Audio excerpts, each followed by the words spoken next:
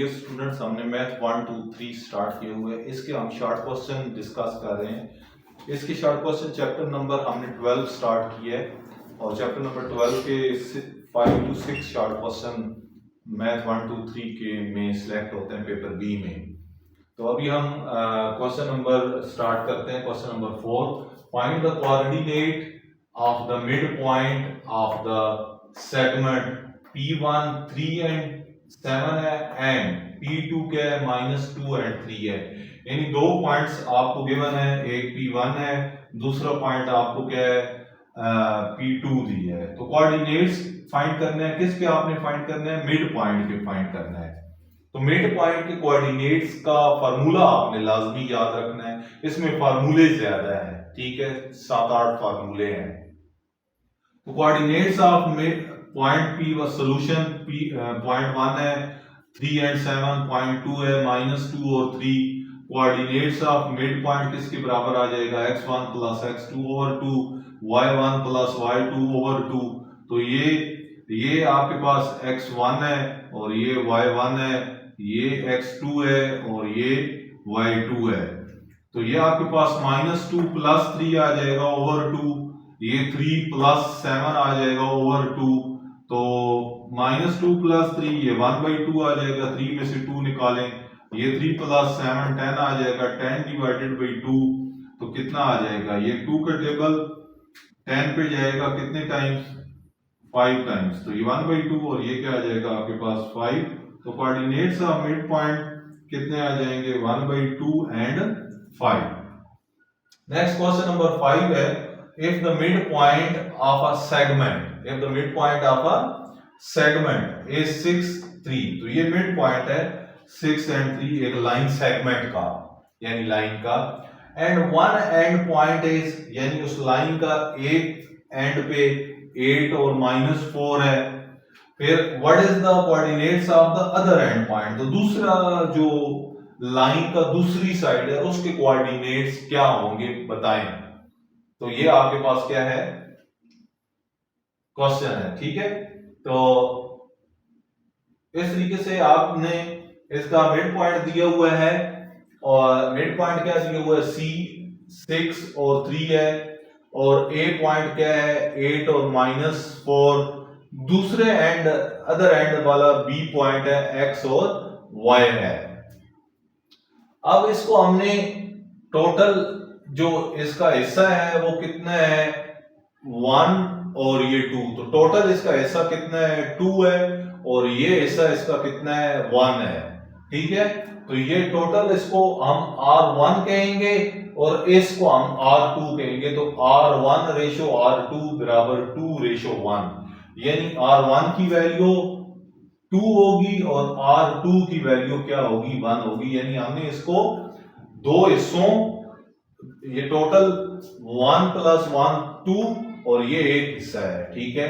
तो ये आपके पास let B X and Y be a point to find, ठीक है। ये हमने पॉइंट हमने क्या करना है, फाइंड करना है। B का X फाइंड करना है और Y फाइंड करना है, क्योंकि ये जो फाइंड करना है ये एंड पे है, ठीक है, दूसरे एंड पे है। जब दूसरे एंड पे होगा तो फार्मूला क्या होगा, x फाइंड करने का R1x2 - R2x1 और R1 - R2, ठीक है। अब इन दो पॉइंट्स जो गिवन है इनको नाम दे देते हैं, एक x1 है, y1 है, ये एक x2 है, y2 है। तो बहुत सिंपल है, जस्ट फार्मूला पता होना चाहिए और ये नाम दे दें। तो ये आपके पास R1 कितना है 2 और x2 कितना है 6, जस्ट वैल्यू पुट करते जाना, बीच में माइनस। फिर आपके पास R2 कितना है 1 और x1 कितना है 8, divided by 2 - 1, 2 - 1 R2 - R1, sorry R1 - R2। अब ये 12 - 8 आ जाएगा, नीचे 1 आ जाएगा 2 में से, तो ये 4 हो गया। x की वैल्यू कितनी आ गई 4 आ गई।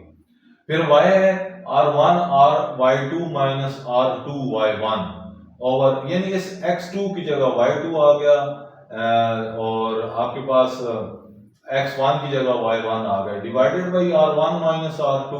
विच इज इक्वल टू R1 कितना है 2, Y2 कितना है 3 -1, फिर Y1 कितना है -4, ये आ जाएगा डिवाइडेड बाय 2 -1। ठीक है, ऊपर मैंने मेंशन कर दिया है Y1 और Y2। तो 2 3s are 6, minus into minus ये वाला क्या हो जाएगा +4, तो 6 + 4 आ जाएगा डिवाइडेड बाय 1, तो ये 10 आ जाएगा। तो ये आपने x और y, x ये आपने कैलकुलेट कर लिया, y ये कर लिया, तो b ऑफ x y किसके x 4 आ गया, y आपका कितना आ गया 10 आ गया। तो ये आपके पास पॉइंट मालूम हो जाएगा।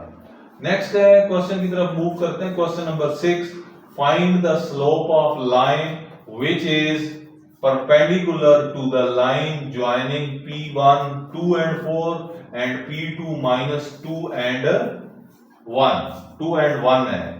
तो पहला पॉइंट आपके पास सॉल्यूशन पॉइंट 1 है, 2 and 4, P2 है -2 and 1। आपने स्लोप ऑफ लाइन मालूम करनी है जो कि परपेंडिकुलर है, जो slope of line which is perpendicular find आपने जो कि गिवन लाइन की स्लोप के परपेंडिकुलर है।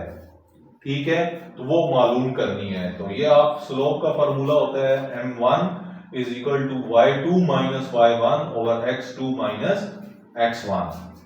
तो यहां पे पहला पॉइंट x1 है, दूसरा ये y1 है, ये x2 है, ये y2 है।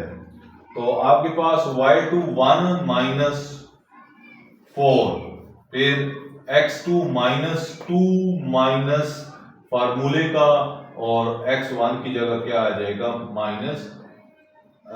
माइनस ये 2 आ जाएगा। तो 1 - 4 कितना आ जाएगा -3, -2 -4 हो जाएगा।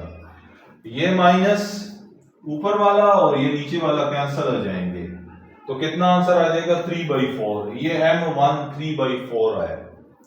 जो रिक्वायर्ड लाइन की स्लोप है वो इसके परपेंडिकुलर है। तो परपेंडिकुलर की ये कंडीशन होती है, m2 स्लोप जो हमने मालूम करनी है वो पहली स्लोप के परपेंडिकुलर है, तो वो -1/m1 होगी। तो -1/m1 की वैल्यू 3/4 वो डालेंगे, ये उल्ट हो जाएगी, माइनस माइनस ही रहेगा, तो ये 4/3 आ जाएगी।